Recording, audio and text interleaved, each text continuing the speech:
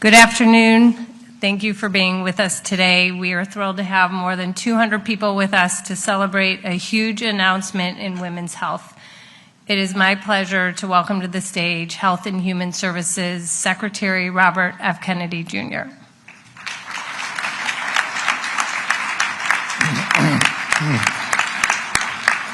Good morning, everybody. I want to begin by acknowledging the Second Lady of the United States, Usha Vance, who's here today to celebrate a new era in women's health. And we're grateful for your presence and for the attention that you're bringing to this historic announcement. I also want to recognize Secretary of Labor, Lori Chavez de Reamer. And thank you again for standing with us. And a big hello to my friend, First Lady of West Virginia, Denise Morrissey, and thank you for being with us today. I also want to recognize my wife, Cheryl Hines, and my daughters, Kat and Kik, who are here. For more than 2 decades, the American medical establishment turns its back on women. Millions of women were told to fear the very therapy that could have given them strength, peace, and dignity through one of life's most difficult transitions, menopause. That ends today. The FDA is initiating the removal of a broad black box warnings from hormone replacement therapy products for menopause. We're challenging outdated thinking and recommitting to evidence-based medicine that empowers rather than restricts. When prescribed responsibly and started early, hormone replacement therapy transforms the lives of women.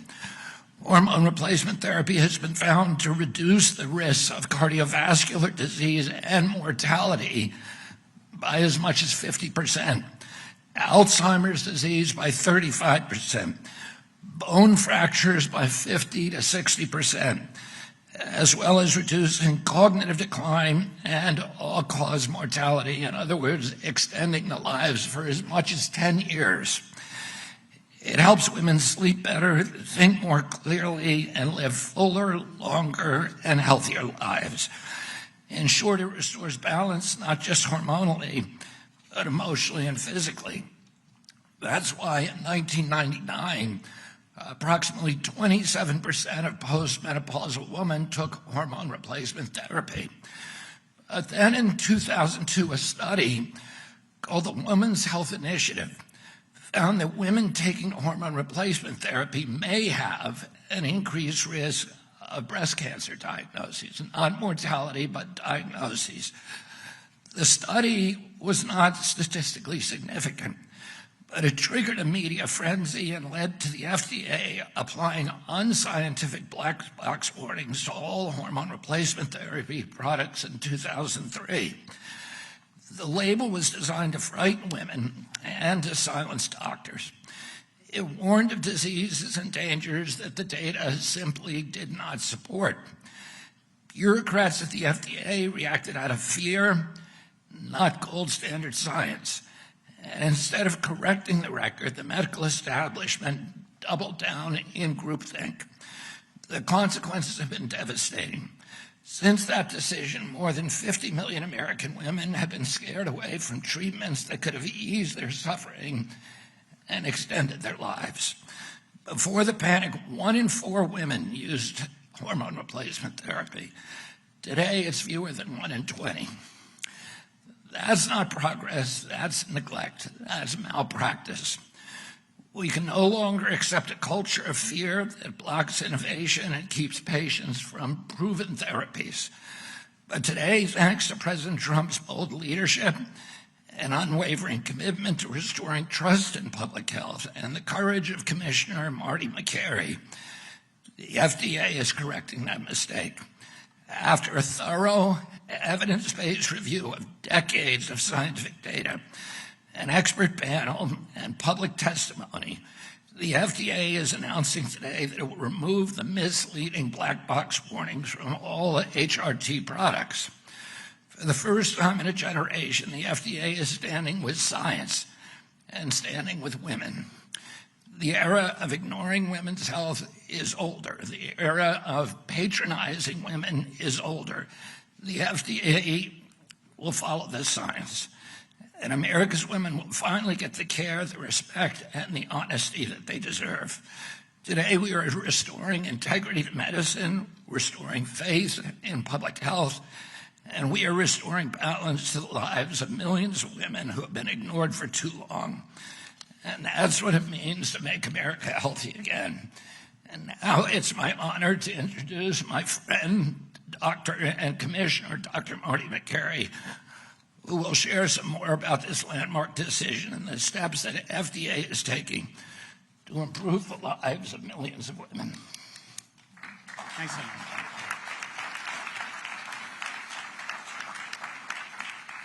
Thank you, Mr. Secretary. Always an honor. Secretary Chavez-Dreamer, thank you for being here. Madam Second Lady, Mrs. Vance, thank you for supporting this endeavor. All my colleagues at the FDA, my colleagues at HHS, this is a historic day for women in the United States. The Women's Health Initiative study was the largest study ever done in U.S. history, a $1 billion study at the time. And you just heard how that study was misrepresented and created a fear machine that lingers to this day. Ask your doctor. But what you may not know is that there was an incredible backstory. The headline that hormone replacement therapy causes breast cancer was released to the media before the scientific data was released to the public. A week later, once the data was published, some of us looked at it and said, this is interesting. There's no statistical significance in the increase in breast cancer. If we don't have statistics, then we don't have science. All of a sudden, snake oil cures diseases, and science goes out the window. Women who took estrogen alone had a 24% reduction in breast cancer. And no clinical trial has ever shown that HRT increases the risk of breast cancer mortality. In talking to some of the scientists involved, in my curiosity as a cancer surgeon and public health researcher at Johns Hopkins before I came into this role, I reached out to some of the scientists and asked them about this controversy. I learned that before the study was released, the researchers got together in a hotel in Chicago and a shouting match erupted. One of the scientists said, "If you put this out there, if you, quote, if you stir baseless fear around something so sensitive, that is breast cancer, you can't put that genie back in the bottle." Those words were so prophetic. Look at where we are today. What he predicted is exactly what happened. The fear machine took on a life of its own. Medical groupthink took seat. Just like the medical groupthink that told us opioids were not addictive for 15 years, like the medical groupthink that said kids should avoid peanut butter until they're age 3 to prevent peanut allergies. It turns out it increases the risk of peanut allergies with avoidance in the first 3 years. They got it perfectly backwards. Like the groupthink that saturated fat causes heart disease directly. For 50 years, we got that wrong, ignoring the role of refined carbohydrates. Tragically, for women, 50 million women since that study 23 years ago have been denied or never offered or talked out of the life-changing, life-saving benefits of hormone replacement therapy, including my mom. Many people know about the short-term benefits, alleviating the short-term symptoms of menopause, which can last 8 to 10 years. They can be severe, not like we were taught in medical school, that some women experience menopausal symptoms, but they last a couple years and they're usually mild. No, that was misinformation. The symptoms occur in over 80% of women. They last on average 8 years, and for many women, they are severe, even debilitating. Mood swings, night sweats, weight gain, hot flashes, divorce. By a large body of evidence, there are now recognized to be profound long-term health benefits that few people, even physicians, know about. A large body of evidence. The reduction in risk of Alzheimer's that's been suggested in one study. But let's just talk about the risk of bone fractures going down 50 to 60%. This is New England Journal level of medicine evidence. A woman who makes it to age 80 has a 1 in 3 chance of having a hip fracture. It is avoidable with a risk reduction of 50 to 60%, and so we're hammering rods in a woman's hip as a part of an operation for a condition that may have been avoidable. We don't talk about this issue as much as we should. Let's just cite the data on heart disease. More than, in the journal Cancer, I'm going to hold it up right here. In the journal Cancer, 3 years ago, they concluded that more than 40 observational studies show a consistent 30 to 50% reduction in coronary heart disease in HRT users compared to non-users. A 30 to 50% reduction in heart disease. What are we doing? The number one cause of death in women is heart disease. The power of dogma. In the journal Circulation, again, massive, highly respected studies, 30% reduction in all-cause mortality and a 48% reduction in heart attack deaths. Okay, we talk about statins all the time. We never talk about HRT. Statins have up to a 35% reduction. And these studies are showing up to a 50% reduction. What are we doing? Not offering women this potentially powerful treatment. With few exceptions, there may be no other medication in the modern era that can improve the health outcomes of women on a population level than hormone replacement therapy. After 23 years of dogma, the FDA today is announcing that we are going to stop the fear machine, steering women away from this life-changing, even life-saving treatment. The FDA is taking action to remove the black box warnings from estrogen-related products. This is based on a robust review of the latest scientific evidence. Our expert panel at the FDA we conducted a few months ago, some of those doctors and experts are here with us today. We are also approving 2 new drugs for the treatment of menopausal symptoms. We are listening to doctors who have been waving the flag in the air saying, hey, we have this wrong. We are listening to women who have been challenging the paternalism of medicine. We are listening to female medical students that have demanded more menopause education in the curricula. This administration hears your voice and is not afraid to challenge the medical status quo.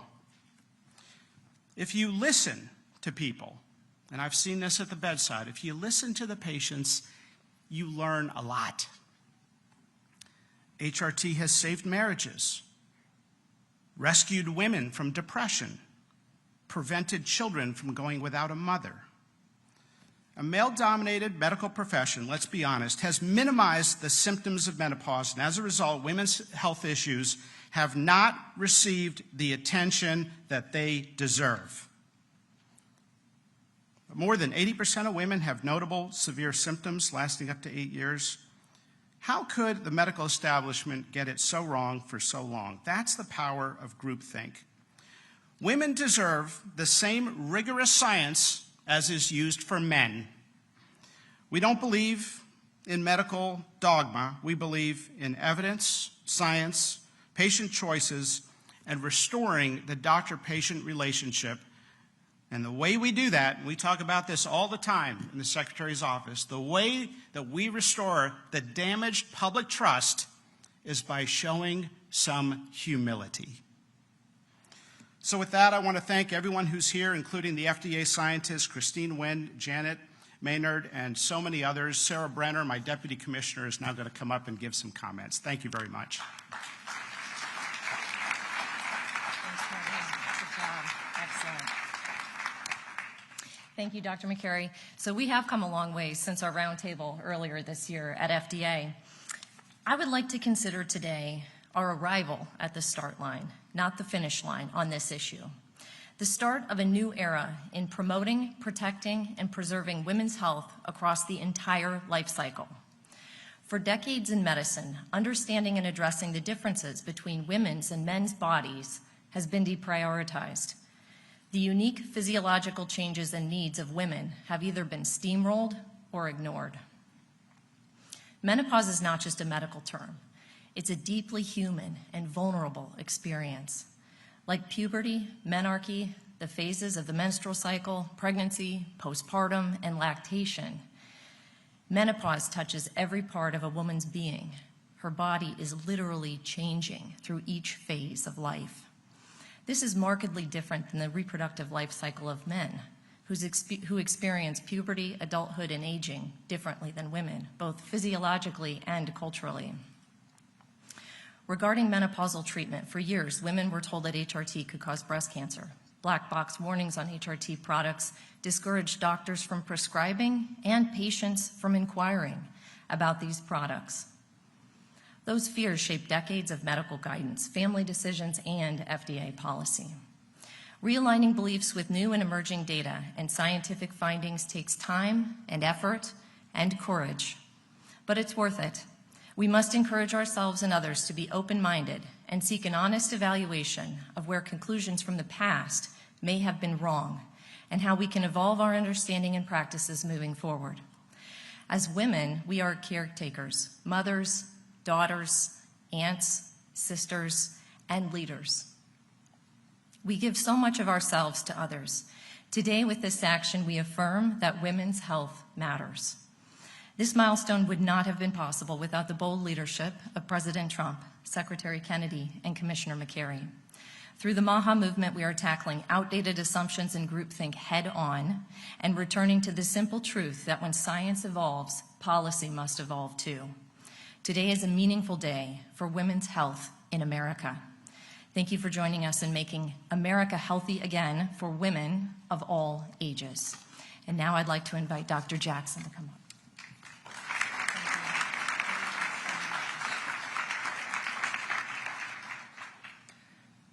Today, we have the opportunity to add up to a decade of healthy years to the life of every woman that you love.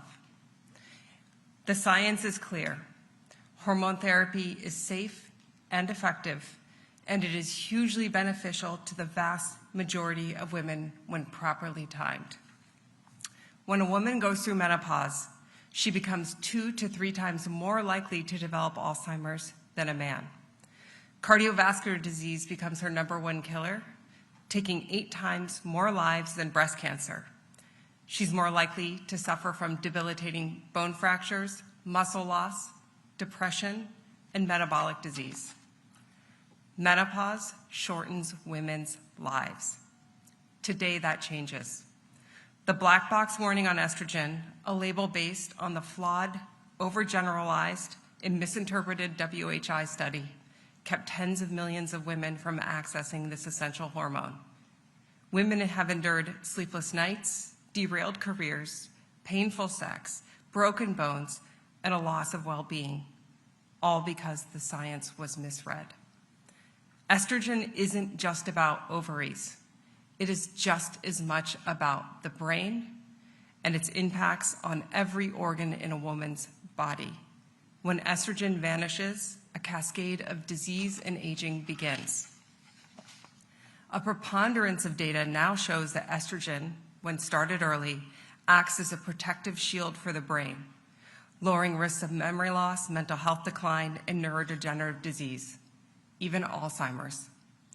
It improves metabolic and immune function, reduces cardiovascular disease, diabetes, and fracture risk. Estrogen is one of the most effective longevity interventions for women. And yet we have told women and their doctors the exact opposite. Tens of millions of women have suffered. They will never get those years back. But we can transform the future. It is time for American healthcare to catch up to American science. Secretary Kennedy, Dr. Makary, thank you for your leadership and your courage. And to the researchers, clinicians, and advocates who have worked relentlessly for this day, this is your win. Today is your day. Thank you.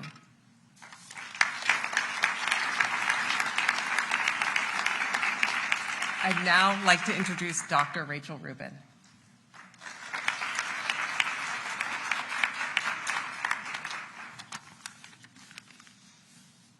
Wow. Those of us who see the impact of urinary tract infections on women's lives are thrilled with these long overdue label changes.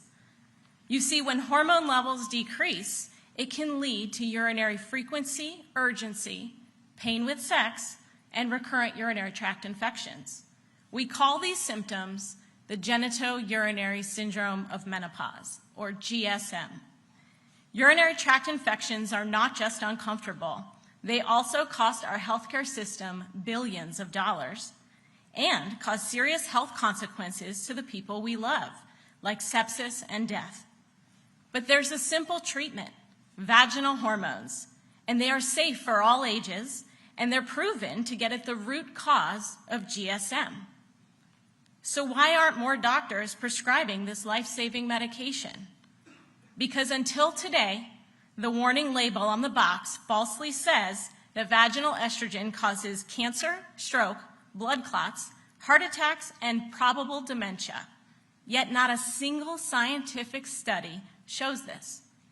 And because of that warning label placed in 2003, an entire generation of clinicians were never taught the details. And the details matter here. You see, estrogen, progesterone, and testosterone are all different, which matters when talking to patients about the risks and benefits of hormone therapy. Pills that are swallowed and metabolized through the liver carry different risks than those that go through the skin, like a patch, gel, or when used vaginally at low doses. For the medical community, we wanted to make this as easy as possible. So this year, the American Urological Association published guidelines endorsed by many other medical specialties that explains how to diagnose and treat the genitourinary syndrome of menopause, including how to prescribe vaginal estrogen. Because patients need their surgeons to know that vaginal estrogen should not be stopped before surgery. It doesn't increase blood clots, but it does prevent urosepsis readmissions. They need their oncologists to know that women with breast cancer who use it may actually live longer. And they need their primary doctors to know how to write the prescription, recommend it for life, and use it even if you're using systemic hormone therapy for hot flashes and osteoporosis prevention. Today's announcement is the culmination of decades of medical research, education, and advocacy, pioneered by the many people in this room and watching today, but it's also just the beginning. It will take more education and more advocacy to ensure this change benefits the tens of millions of women who are currently not getting the care that they deserve. Thank you so much, and I'd like to welcome another urologist, my friend Dr. Kelly Casperson.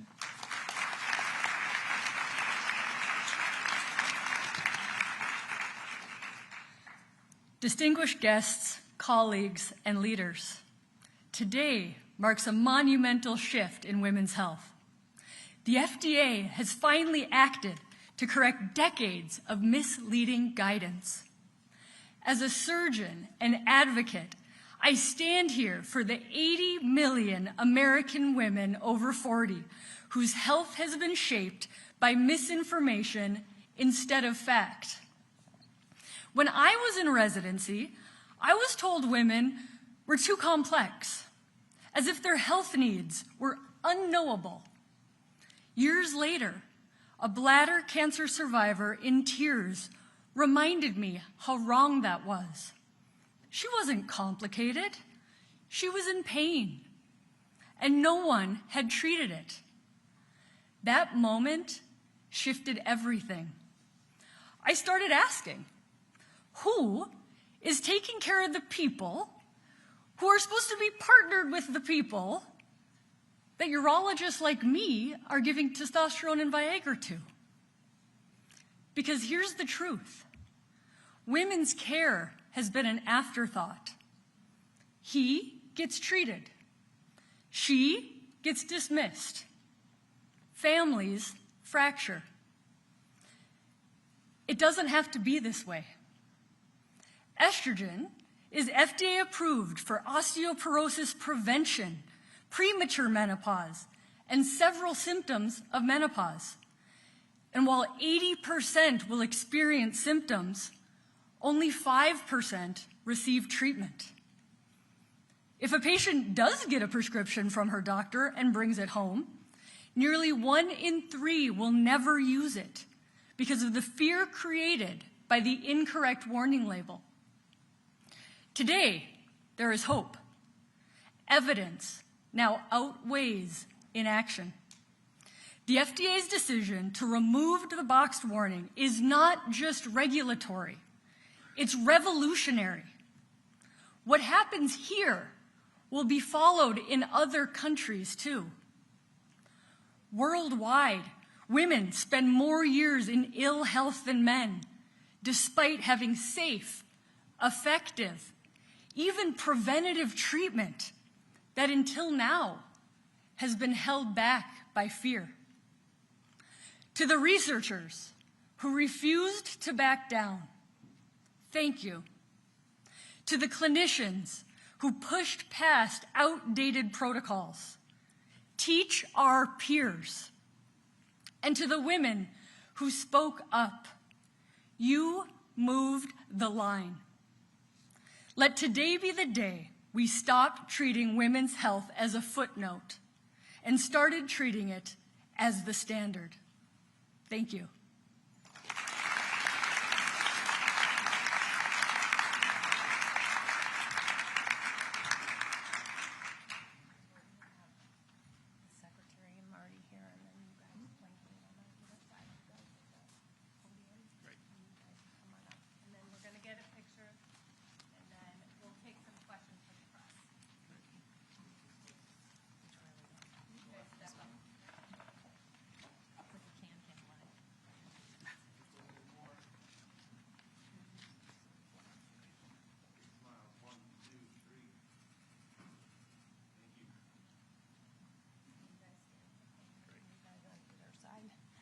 Okay, we're ready to take some questions from the press. Yes?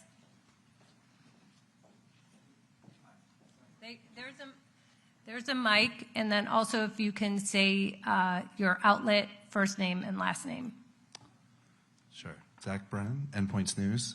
I guess I'm curious as to how you can assess the extent to which women weren't able to access HRT because of the black box warning, and how removing this warning is going to increase the uptake of the therapy.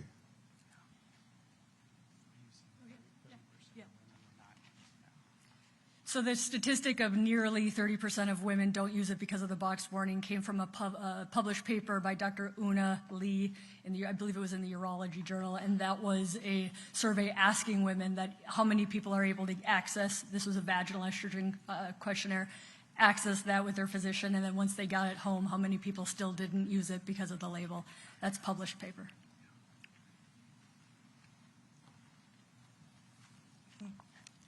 Sarah Overmall from CNN. I'm curious your guidance for women in perimenopause and how they should be thinking about this, and also the direction you would take with compounded hormone replacement therapies, because there's a lot of people using this as well. We are sticking with our philosophy that the government is not your doctor. So having a doctor evaluate your estrogen levels to figure out when is the right time to start. Sometimes it's microdosing followed by a half dose, followed by a full dose as your intrinsic estrogen level decreases. You will not really see much medroxyprogesterone acetate, which is the form of progesterone used in the WHI study. Some have attributed the slight increase in breast cancer risk to that form. That is not a form in common use today for hormone replacement therapy. So we want people to talk to their doctors, and we want doctors to have the right information, and part of that means removing these scary black box warnings and putting the nuanced discussion in the package insert of the medications. Thank you.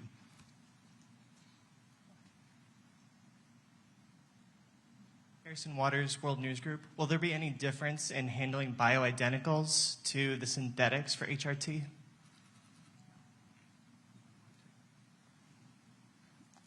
So all are on the market, and so there's a view that the bioidenticals may be more representative of the intrinsic estrogen produced by the ovaries. Again, we'll leave that up to individual doctors. I just remembered you asked about compounding, and I didn't answer that question. So there are legal criteria for compounding, and we're going to continue to respect those boundaries. Thank you.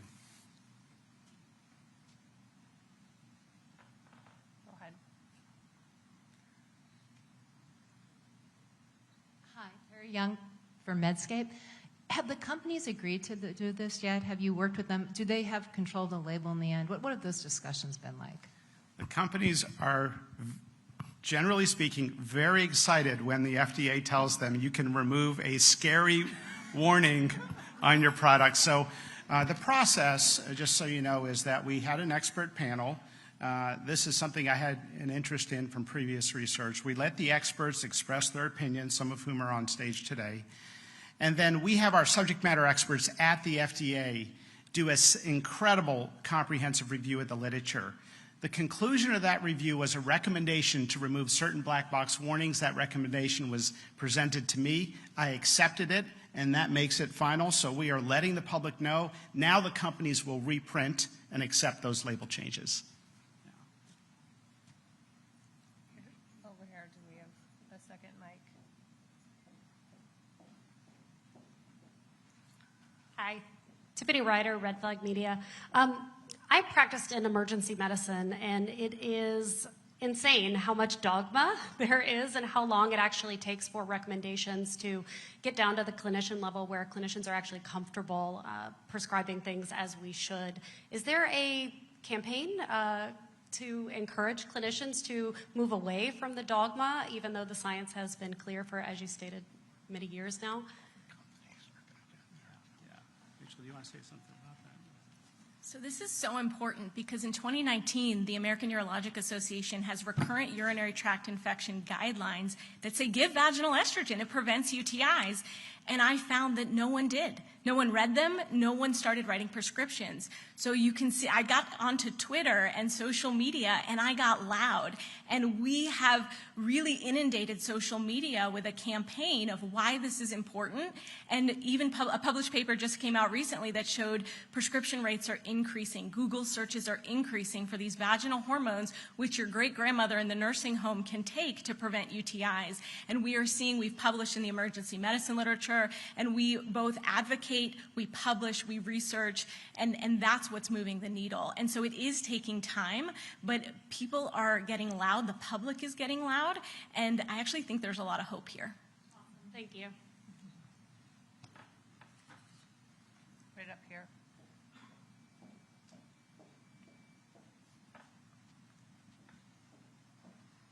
Thank you. Arthur Jones II, ABC News.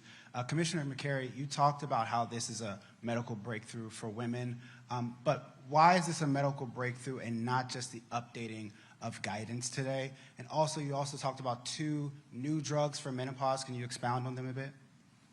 Sure. So we have a generic form of Premarin, which is a combination therapy that the FDA just approved. And one of the giant goals of President Trump and this administration is lowering drug prices for everyday Americans.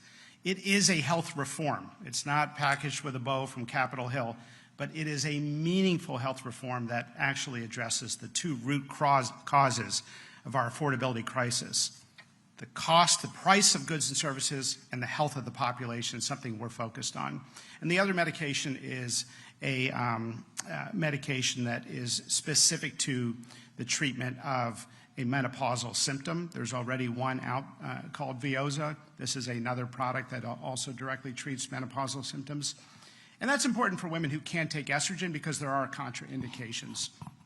I do think, to your first point, it is both a medical breakthrough and a guidance change, and we want to see the community talk about the evidence at the level of the evidence. So thank you. Right there.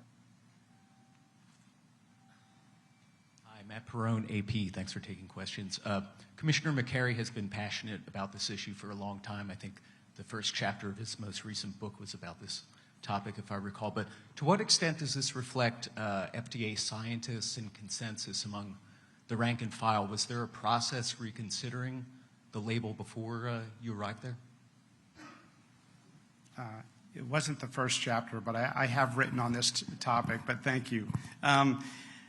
Look, people have felt demoralized in this field. We've made almost no progress in assessing the evidence for years. And so they did an independent review and were enthusiastic to recommend label changes. And those are the individuals I mentioned. We'll have an article with those scientists at in the Journal of the American Medical Association, our top #1 circulating medical publication in the world. I think there's a couple other pieces coming out. We want to get the word out there that there is a nuanced message here. Most women are great candidates, and there are profound long-term health benefits. It's not just to treat night sweats and difficulty sleeping. Thank you. Okay, one more question right there. Hi, Luke Zarzaki with Inside Health Policy. Going off of that question, why did FDA choose to have an expert panel instead of an AdCom meeting, which is usually the procedure? Because AdComs are bureaucratic, long, often conflicted, and very expensive. So we can have an active, robust discussion as a group of medical experts spontaneously. And so we're doing more of that. We're doing both advisory committees following the long FACA process of the government. And we are also convening experts to say, speak your mind passionately, state your conflicts of interest if you have any, speak your mind passionately about an important topic in medicine that is not being talked about, that needs to be talked about. And this was one of those panels. As you know, we also had a similar forum on SSRIs in pregnancy. We had one on cell and gene therapy. So we're going to continue to have those. It allows us to have a robust debate without all the bureaucratic barriers. Thank you. Thank you so much for coming today.